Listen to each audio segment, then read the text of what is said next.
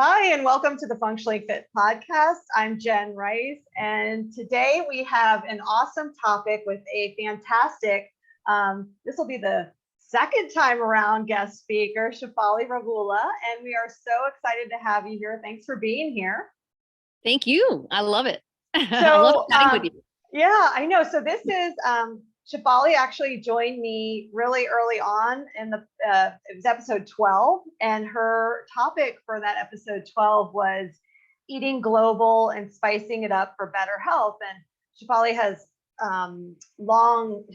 for a long time used food as medicine, and I'm sure we'll talk a little bit about that today. But if you really want to kind of hear more about that topic and how to incorporate spices into your life, that is a great episode. You can see it pretty much anywhere where we're distributed, like Apple Podcasts or Spotify, and some other platforms. But that would be episode 12, Eating Global and Spicing It Up. But today we are so excited to talk about wearable technology, because there's like every time I turn around, there's something new out there. And we were kind of cracking up because I'm wearing two devices today for the podcast. Sometimes I'm wearing them all the time, but and you could wear like 10.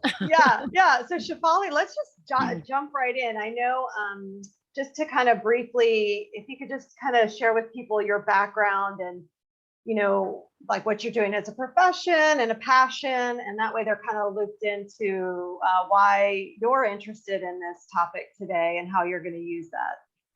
Absolutely. It's crazy. I feel like I have my feet wet in so many little areas, and then they're all coming full circle now in what I'm doing.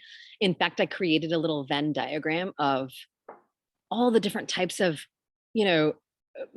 medicine philosophies that I've dabbled in: lifestyle medicine, obesity medicine, nutrigenomic medicine, integrate, and I take little bits and pieces of all of them.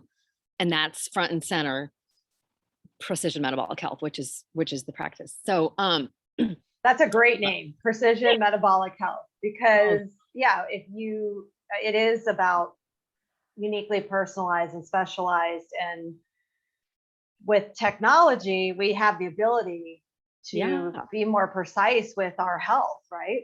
Right. So, so the background is, just to keep it really quick, a strong family history of heart disease. Learned about that as straight out of PA school. Didn't learn anything about nutrition or food as medicine, of course. None of us did, right? No. Back then. And so I began to understand cardiovascular disease and using nutrition to help it and understand that. And then, and I happened to end up getting a job in gastroenterology. So there was a lot of conventional gastroenterology where I thought I could incorporate a lot of food as medicine into gut health, because you would think that that's a great place for it, of course, but it's not, really well received in conventional medicine all the time. So, so I left that and I became a food as medicine cooking instructor, or actually I started with Indian cooking alone and wrote some recipes and food writing and whatnot. And then it turned into food as medicine because I realized I wasn't making and cooking and eating, our Indian cultural foods every day that I was growing up. I wasn't doing that with my family because I didn't find it to be the most nutrient dense that I could eat. And also the most interesting. Like, I love international foods of all. Yeah. So anyway, and so now I'm just like, and I've since becoming food as medicine cooking instructor, went back to more clinical practice, did a lot of functional medicine, and in the field of urology, where I think I was in that field when we recorded last, right, Jenn? Yes. Yeah. It's an amazing field for functional medicine because there is so much early metabolic disturbance and early metabolic dysfunction in that patient population, men and women. And so it taught me that if we look early, we will find we're going to find stuff. We have to look. This is where Shefaly, just before you go too far, because I'm thinking there might be somebody listening and might be like, what does metabolic disturbance mean? Or what is that? What is the definition of that? Yeah, great question. So I think I guess, metabolism is what we all are familiar with. And we think of that as basically how are we burning and using and fueling ourselves. Of course, biochemically, then you're really thinking about the Krebs cycle and ATP production and et cetera, and how you're breaking down your macronutrients, your protein, carbs, and fats. So, but on a medical lens, like if you're going to your doctor and, they're trying to figure out if you have metabolic disturbances, really what they're looking at is, do you have blood sugar regulation? Do you have prediabetes? Do you have dysglycemia? Do you have sort of end effects of that, which sometimes they're not necessarily the later effects, because you could have a dyslipidemia, like a blood cholesterol imbalance that could be tied to other things as well. Certainly, cancer is a metabolic disturbance. So we have a it's kind of a root cause almost of many other chronic illnesses. So I kind of think of metabolic dysfunction as really a very biochemical cellular process going on. And if you're not if your body has gotten used to not being it's not fine-tuned as you were born to be, because of our diet, our lifestyle choices, our stresses, our toxins, et cetera. You're doing a lot of damage to your body, or I'm doing a lot of damage to my body. I'm not pointing fingers at anybody. And Right. we can reverse it. We absolutely know we can reverse diabetes. So, yeah. So I love this conversation because there was a time where even as a clinically, trained PA, that I even thought, oh, cancer just happens. It just happens. And okay, it's not like there's no one we're not saying there's a blame on it, but what's really fascinating when you start like kind of digging into this, there can be perfect storms of things that happen. And yes, but I don't think we just have to surrender to, well, I'm gonna get that. Oh, I'm just gonna get that. Because maybe not. Right. And that's a culture shift, I think. There are a lot of, I think, a lot of people think that. A lot of people think, oh, I have high blood pressure. Well, I have high blood pressure now. Okay. Or, oh, I have high cholesterol. My doctor told me I have high cholesterol. Okay. I mean, you just hear about such common diagnoses. Do you question why? Why do you have it? Oh, I have a family history. But why is it expressed in you? Right. Yeah. I think, and this is where, if you're so willing to explore, which I got to be honest, I wasn't willing to explore it at all until I was like up against the wall, like figuratively, with my own health, and really felt like there was a fork in the road of either going down a path of multiple specialists, procedures, interventions, or I could potentially change how I was living every day, and small changes over time. I mean, it wasn't, an overnight success, but or there was that route. And Right. I just felt like that route looked like a lot of work, but it was also a lot of work to be sick. Yeah. 100%. I think that pivotal moment for a lot of people comes on their own timeline. We can't, as practitioners, we can't make anyone, we can help them see it with the data, which is where we're talking about wearables and laboratory evaluation, and then us talking to them and educating them. But that, at the end of that, then it has to come to the time for the patient to feel that, okay, I am at this point where I need to make these changes. So yeah, I agree with you. Yeah. So when we're talking, this is a great segue into the wearable technology, and how this is gaining a lot of, I guess, traction with, some people. It was funny when somebody asked me, well, first I was asking a couple patients, because I have an Oura ring on, and I had a couple patients that had that. It's not like I was like, what's that ring? But somehow it came up in conversation, because it doesn't really look like a wedding band necessarily. It kind of does look a little bit chunkier.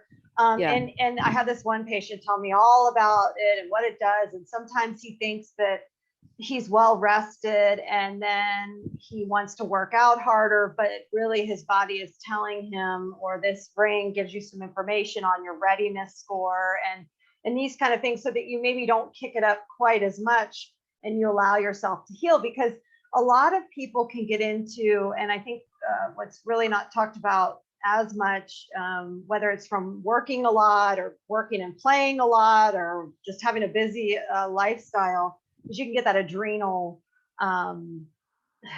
just to like your adrenals, your cortisol has just been like off the wall. And we know that we're secreting that even with, hard exercise, right? And so if there's only so much though, like gas in the tank, right? And when you're in a state of like trying to heal, I think something like this wearable technology, at least for me, not only does it get me walking more than I thought I was walking, but it also has me sometimes stop and say, is that the best movement to do today? Like maybe I need to swim and not. Exactly. Yeah. Exactly. You can really pinpoint your day-to-day, what you're choosing to be active on, or what you choose to eat, or whether you choose to drink a glass of wine that night or not. It's just incredible. Now, I can't wait till we start talking about the caveats to wearables. So you let me know when you're ready. Yeah. No, let's go with pros first. As far as like, so then I got this watch a couple weekends ago that is just like, Dennis bought it for me at this like sports shop. It doesn't do a lot, but what I wanted, I just started jogging a little bit, and it has a timer on it. And then, but it also does all these other things. Like it has the heart rate will come up. I'm sure you guys that have the watches like you were telling me about, Shefaly, the Apple already do that. But like it does heart rate, it does something with your sleep. You can plug in like your exercise. It has your SpO2. So I mean, there was a time when everybody wanted to know the pulse ox, right? Remember those days? Yes, not too long ago. And so I mainly just use this if I'm going to exercise, because I don't want to be too wearable teched out, because then that's a lot of things to be like, ooh, what are my stats? But I did have somebody asked me that I recently met, because I guess they noticed the ring and said, I don't know about wearing that, Jen, because like for them personally, they said, I would just be like, am I underperforming? Am I doing, like, I might be hard on myself. And I just feel like when you track things so there could be two different states of mind with this, right? It's like, I'm tracking this because it's a positive thing, because I want to know like what's going on, or I just don't really want to know and I want to live how I feel. Right. Yeah. I think it's a very personality dependent scenario for if you're going to submit a patient to wearables regularly. So I think as practitioners, we should be navigating personality types. There's a great book by Gretchen Rubin that talks about, it's about habits. Like it's just about classifying people based on the kinds of habits they break or make. And the vast majority of people fit in two categories, and there's a significant minority of people that fit in the other two. It could be one or two, I can't remember, but it was so illuminating for me as a provider, as a clinician, because there are people that are not it's not a great idea to give them a lot of wearables or doing a lot of diet tracking or MyFitnessPal, chronometer, all that stuff, because it can make them anxious. It can make people orthorexic. We don't want that. So I kind of think of,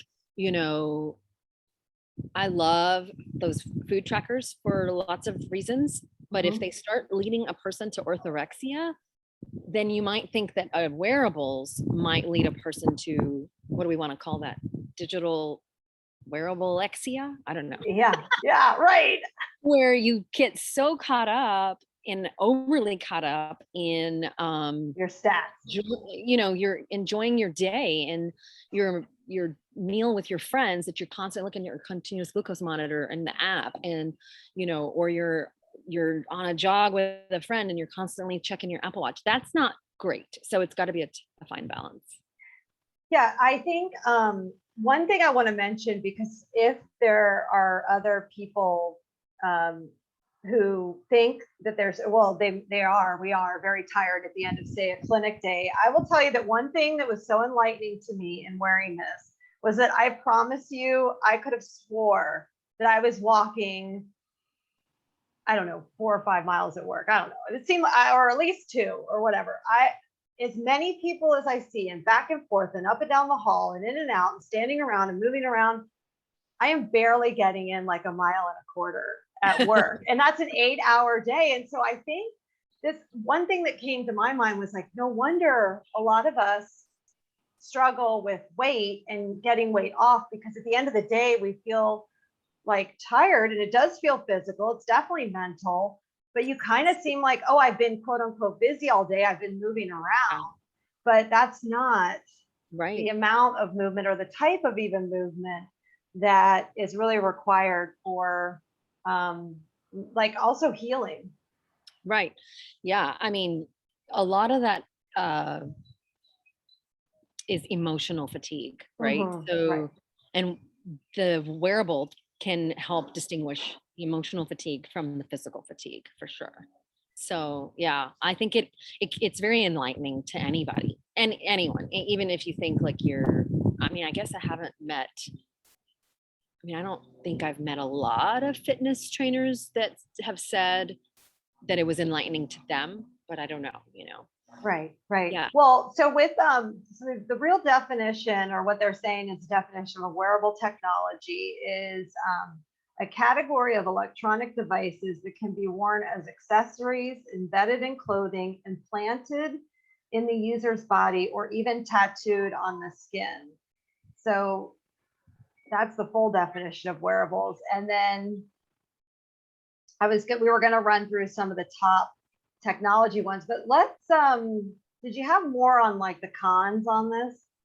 No, I would say, I mean, expense is another con. Okay, right. Right. So, for example, some of these are one-time fees that you just pay, like ordering an Apple Watch, maybe depending on your monthly service, if you have that. But some of them are, membership based, like the diet trackers are all, you can do free ones. So they're free ones. And that's, I don't know if that really qualifies as a wearable, but it is a tracker, and I think it's really great. A continuous glucose monitor, you can't even get without a prescription, really.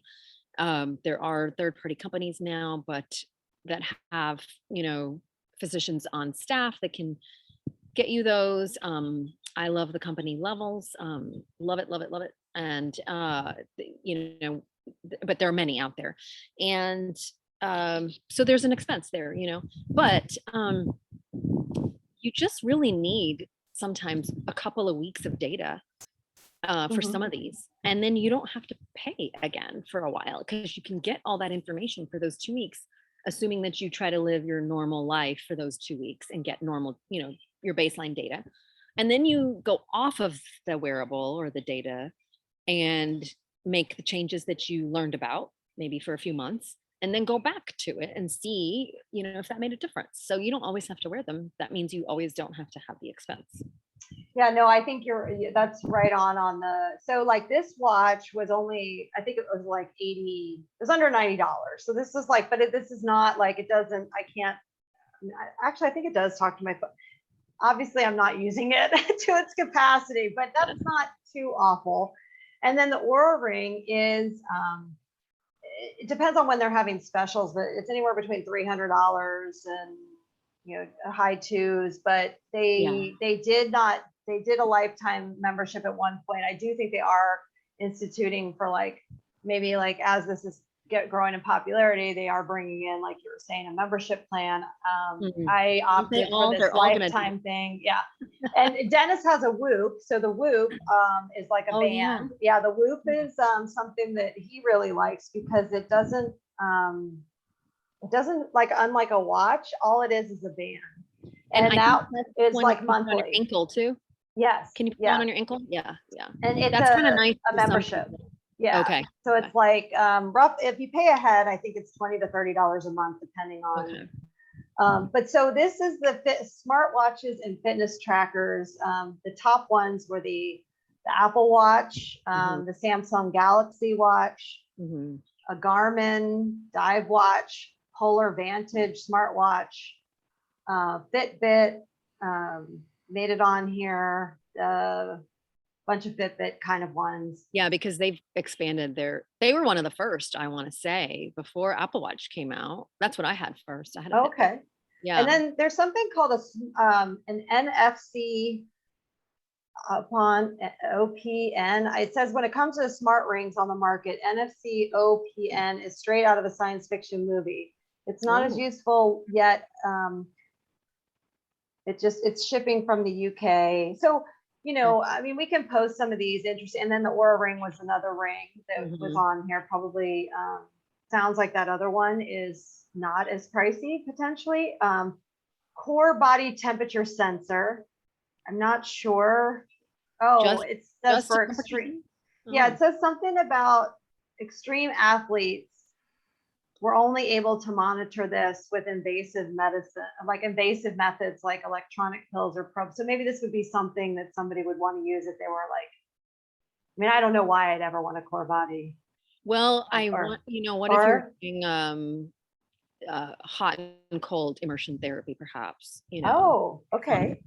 Okay. So there was another con I thought of, I forgot to mention, and that is, I resisted getting an Apple Watch for so long because I didn't want the EMF toxicity. Oh, I know. I thought and so that is something to consider, and I can't begin to claim that I know a lot about it. There are experts in the field. You should probably interview one of them one day. I know.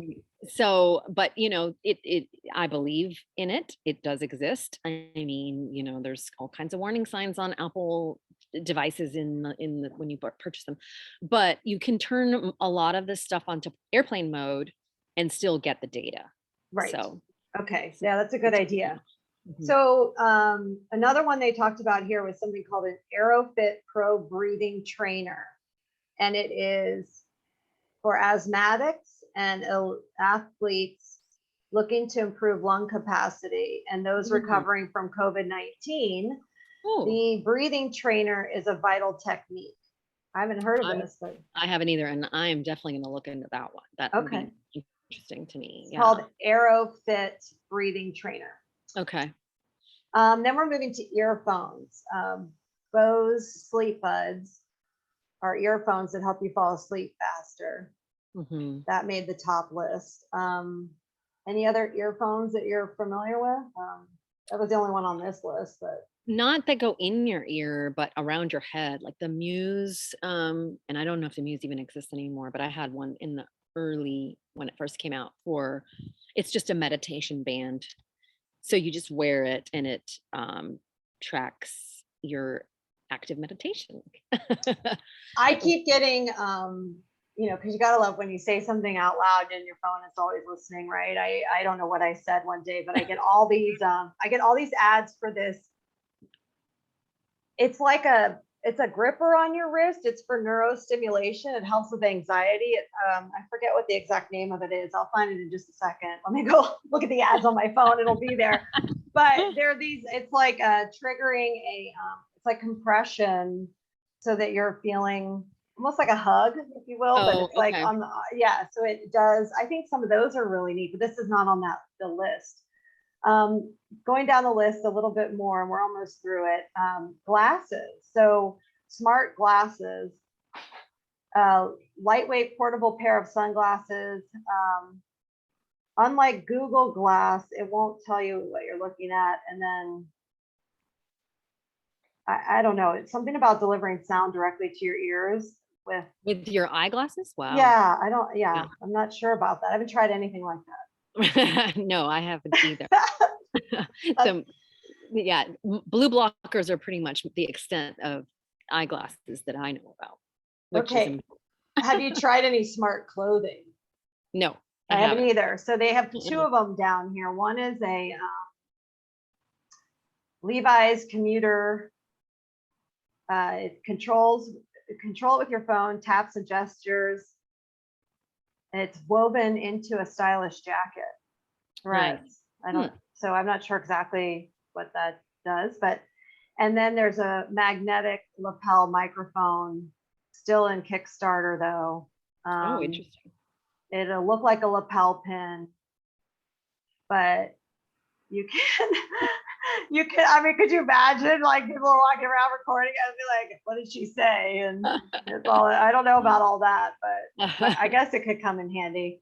And Are there then any chest straps on there? I didn't see any that made this Okay. list, but maybe this isn't all inclusive. So are you thinking like the heart rate things?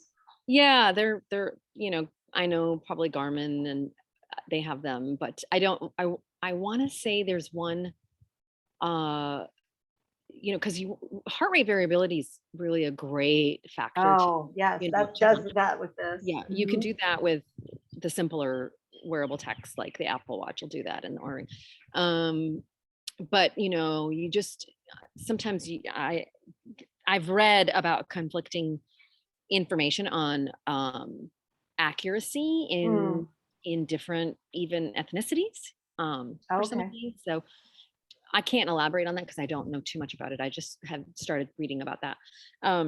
One thing I've noticed too with the ring, and maybe you're having this happen without, well, I don't know. It's sometimes it thinks I'm asleep. Not like at work or something, but it like if I'm in on the couch at night, it will sometimes be logging me like I'm already in bed. And then I go in and I have to manually change it. But I guess that's because I may be in a relaxed, you know, like it's very close to bedtime and I am relaxed on the couch. I'm not doing talking. I'm not Yeah. moving around, but it does think I'm asleep. And I'm like, well, like then you wonder, okay, like then the data where I actually am asleep, how does it, I mean, do you know, see what I mean? Like the, like you wonder about the constraints of, or limitations of what it's really telling me. Yeah, exactly. About. But if you look at the patterns, if there's an erratic pattern that's just there a couple of times and the majority other times it looks consistent, you know, that would help eliminate. Yeah, that's true. It is. They do say that it takes 2 weeks of wearing something to kind of get your habits in, and then right. Yeah, I think so. As far as I know that for like telehealth and people in primary care and cardiology and all these things, they've come up with a lot of different wearables and I guess scales that people can get on at home. Yes, the smart scales are fantastic too. I mean, they're not terribly expensive. They're probably, from my understanding, they're not you know, there's some really expensive ones that like obesity medicine practices have. And even our urology office had them in the office to really check body composition, you know, visceral fat, water content, muscle mass content, etc. But the home smart scales, you know, they probably do a decent job, I would say. But they're not as good as getting something done on one of those really expensive ones that most people can't afford to keep in their home. Right. And then these continuous glucose monitors seem to be, I know a lot of people have just put these on for the heck of it. I listen to a lot of different podcasts where the person will just, they're not diabetic, but they just want to see what's happening with the food. Part of me, I get that. I get it. I'm totally all for exploration, but I just personally, I'm not going to go looking quite I'm just not in that place. Although I hear that it can be really helpful. It is because, okay, so I'll give you a couple scenarios where it could be helpful. So a patient that has insomnia, right? And so our differential diagnosis of insomnia or nighttime awakening in functional medicine varies from a few things. It could be that they're reactive hypoglycemia, or it could be their cortisol is all messed up. It could be, you know, various other things. But one of the more common findings is reactive hypoglycemia that's waking you up. So, or nighttime hypoglycemia. And so if if we're not addressing sleep in functional medicine as one of the primary things, it doesn't make sense to do all these other things. Like we got to address the key, right? Sleep, Okay. stress, Yeah. food, nutrition, Yeah. movement. Yeah. And if we're not addressing sleep, and we're not really trying to help diagnose it, I don't want to just give people supplements Or to sleep help them medicine sleep or right. when I really want to figure out why are you not sleeping. So Mhm. now I'm not saying that everybody that walks in my door gets a CGM just because they're having sleep issues. That's not it. It's more, putting a puzzle together. And then the other, oh, I lost my train of thought. The other scenario I was going to talk about just the statistic that we know for sure that 40%, so like 40 to 50% of the United States is either pre-diabetic or diabetic. Mm. 10% is diabetic. So that leaves 40% as unknown pre-diabetic, and the vast majority of those are unknown because we don't have a great way of testing conventionally in primary care for pre-diabetes. You get an Right. A1C, and if you just barely make it, you're officially not pre-diabetic. Well, an A1C has a lot of issues Yeah. as a screening tool. It's great. Don't get me wrong, it's great for public health. It's cheap. It definitely rules in diabetes, but it's not really doing a great job of ruling in pre-diabetes. And so I guess statistically, if we have that much insulin resistance and we have that much pre-diabetes in the country, and it's a true root cause of all these, downstream chronic illnesses, Yes. cardiovascular, cardiometabolic, cancer, we've got to address it. And so I'm just really, and then of course we're on the standard American diet, right? So Right.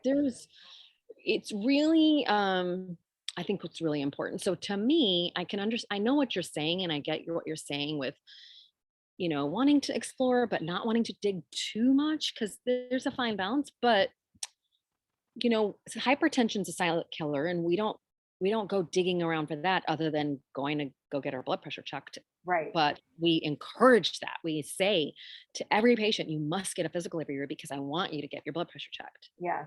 So, these are silent diseases. So kind of look at it like just another screening that somebody should just potentially undergo, see what's going on there.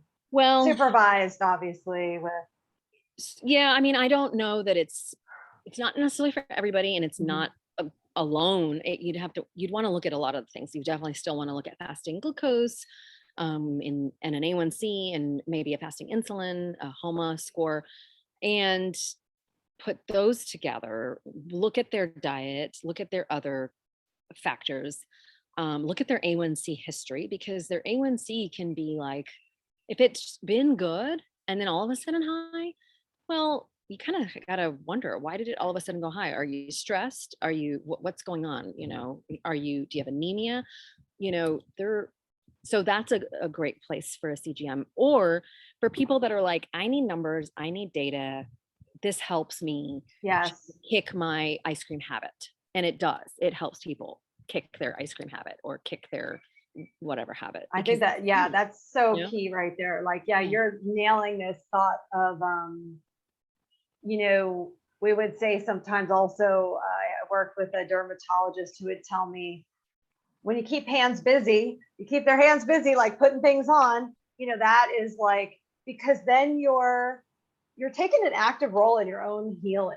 And that is basically what ideally, what all holistic medicine should be, is empowering the patient to help in the healing and optimizing of their own, of themselves. And I think when, now that I think about it that way, it would be empowering to know that they had some numbers, and oh, I eat this and I saw this happen on Yeah. the chart. And it's not just you saying stop eating ice cream. It was, oh, your blood sugar went to 330 and it stayed there for an hour or whatever it would be. And Right. yeah, so And then there's all these hacks that you can learn. You can read about them, but you can also learn on your own self what hacks work to help lower that blood sugar response after eating something that you may maybe shouldn't have eaten. You know, one of the well-known ones is drinking apple cider vinegar. A little bit of that. Again, that's not for everybody because, you know, we're not giving medical advice here, right, Jen? Right. No disclaimers. Yes. No, this is not don't go chugging your apple cider vinegar and then Right. send us a bill for your ulcer. Exactly. Because we said don't do it. But, that's right. yeah. But you know that so and then like fiber, just eating fiber. So that's one of the big ones I see across the board. If I could tell everybody, is that to lower your blood sugar, to improve your digestion, to help your microbiome, to help everything, to help your carb loading. Eat fiber. What's your favorite fiber to tell people to have? Seeds and nuts. Oh, okay. Chia, flax, because it's easy. You know, a couple of tablespoons of both of those, and it's quite nutrient dense. Blueberries too. Berries generally, because I'm always looking for like, what are the foods that can do multiple things? Like I don't, you know, unless you really enjoy the food and it's only serving that purpose. I want you to, this is my biggest thing. I am a person that teaches food and nutrition and food as medicine, but I'm probably different than most people in that I still want you to enjoy your food because I love food and I enjoy it so much. And I'm not giving up some things, you guys. And then the other part of me is that probably some people would disagree with is that you do have to spend time or money, or both, to eat fairly well. Right. And I think a lot of people would disagree with me on that. No, I think there is, and then, you know, they have also done, I think Dr. Hyman, Mark Hyman, who's always like leading the charge on a lot of this food and, you know, just functional medicine in general. And he, you know, he found the Cleveland Clinic, functional medicine up north, and been just a real advocate against big food and industry. And he talked about, because he would go around, I think it was the Daniel Plan or something that he was involved in, which was with churches and trying to help maybe lower income families.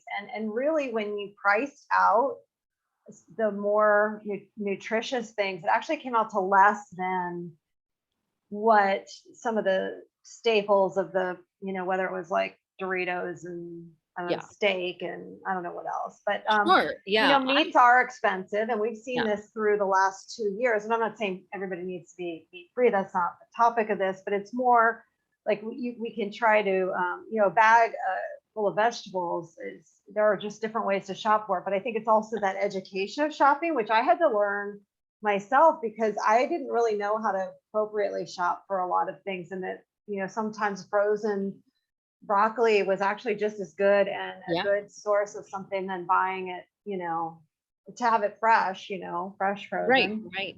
I think I totally agree with that. It's when you are a foodie, if you are a foodie, like if you really, so I have a lot of patients that are foodies and I'm a foodie and I can't have the same food every day. Like that's me. Like I want variety. I have a different sauce or condiment or whatever it is, or a different cuisine almost every day. Oh, wow. That's amazing. Well, okay. That's great though. That's maybe more my old life when I was really doing full-time cooking instruction. I don't have the time for that now. But what I will say is, you know, to make it interesting and flavorful and to use, I mean, think about a liter of really good quality extra virgin olive oil. It's not cheap. Right. And, you know, it's kind of a good oil to have and a good fat to have, and we should have it. And if you're making salad dressings at home, that's going to be the oil that you choose. Maybe some avocado oil sometimes, maybe a little sesame sometimes. They all add up, you know, in cost. So yeah, the veggies might not be expensive, but some of that ancillary stuff, chia seeds, now hemp seeds, flax seeds, tempeh, tofu, all that can add up a little bit. So you don't have to do all of those things necessarily. I think that you can do a lot for your body just with the fiber and the veggies. But if you're taking up the next step, I know that's what we need you here for on the podcast. Because I'm like, what do you mean you can't eat like the same thing every day all the time? I mean, I literally, if you left me alone and never came to, you know, if nobody ever came by, I just make some variation of a quesadilla like every day or Well, something. that's it's totally awesome. And I wish I was like that, because I would be less consumed by making things interesting for me. But the thing is, the truth of the matter is, I've had patients like you who are like, the first thing they'll come tell me is, look, I don't care about food. Just tell me what to eat and I'll eat it. So there's that patient. And then I have the patient that's like, yeah, I've tried these recipes. I've tried this blog. Don't really love it. My so-and-so doesn't like this. What can I do? So I work with people on both sides, Yeah, that's fantastic. And I'm excited. I know you have some future projects coming up that we'll have to have you back for to kind of go into that, because if people are listening and in the foodie realm, or at least want to, I think even if like maybe they might even be like me, where it's like, I'm open to doing something a little bit different, having a little bit more fun with it, because I do tend to just kind of get stuck in certain eating habits, which actually isn't as good for your microbiome anyway, because you're supposed to be having lots of variety and that whole thing. That happens to me too. I'm not perfect. It takes work. If it interests you, I don't ever want to make food stressful to people. So you just have to find a provider that meets you where you're at. Yeah. If you're a patient listening, and if you're a provider, please meet your patient where they're at. Yeah, exactly. So I think this is a great spot for you to just tell us a little bit more about Precision Metabolic Health, as far as like, I know you have a grand opening. This is for the state of Texas though. So if anybody's listening in, this is in Texas. You're in Austin, Texas, right? That's right. So you will be seeing patients that live anywhere in Texas, but will there also be in-person things? Nope, or it's all virtual for now. We're all virtual for now. Yes. Yeah, that's for a long time, I think. Yeah. I mean, with the future exciting plans that I have, there's optional in-person things in the future, but not right now. Yeah. And so the opening date, where if someone wanted to schedule with you, is there a way to connect with you now before March 21st to get on a list, or do you have a mailing list somewhere? Or yeah, so if you go to you can go to I can't talk. Our temporary site is precisionmetabolichealth.chefskitchen.com. But you can also go to chefskitchen.com with an S, which is the old cooking class website. Both places will take you to a place to grab a free little ebook of recipes, which will then put you on a mailing list. Okay, that's awesome. And then if somebody wanted to reach out to you directly, in the show notes, we'll put some things down. You're on some, are you on Instagram or Facebook? Yep, on Instagram as Precision Metabolic Health. So you're welcome to message me there, follow me there, inquire there. Facebook, it's still right now Chef's Kitchen. It will switch to Precision Metabolic Health, and then TikTok is going to be my new little passion baby. Yeah, plan on doing some videos there, and that is Precision Metabolic Health as well. Yeah, that's fun. That's going to be great. I'm excited to connect with you there. Well, I so appreciate you being on today, and I think that there's a lot of cool stuff out there for us to dive into, health wise. And I know that you're super passionate about helping as many people as you can to like just feel better and have it's not always about the longevity, although that's part of it. It's also the quality. Yeah. And what does that look like? And everybody kind of has to make that decision, but having a guide and people around you that are kind of walking that same path is really awesome. So, and I feel like that's what, you are for me too, because we've always been walking in lockstep, working through this entrepreneurial journey. And then, I know, isn't it fun? It's exciting. It keeps it interesting. There's constant learning. This is, I think, a value that we give probably our patients, in that we are on a constant learning journey. And I mean, when we went to school, I don't know about you, I'm older, way older than you. There No, was no 17 microbiome. years ago. Yeah. Yeah. No. It was like, just give them this medicine. That'll There work. was the Hopefully. yeah, our genome wasn't sequenced, and now it is, and it's like now I'm doing culinary nutrigenomics on my patients, and gosh, could you just imagine having had that?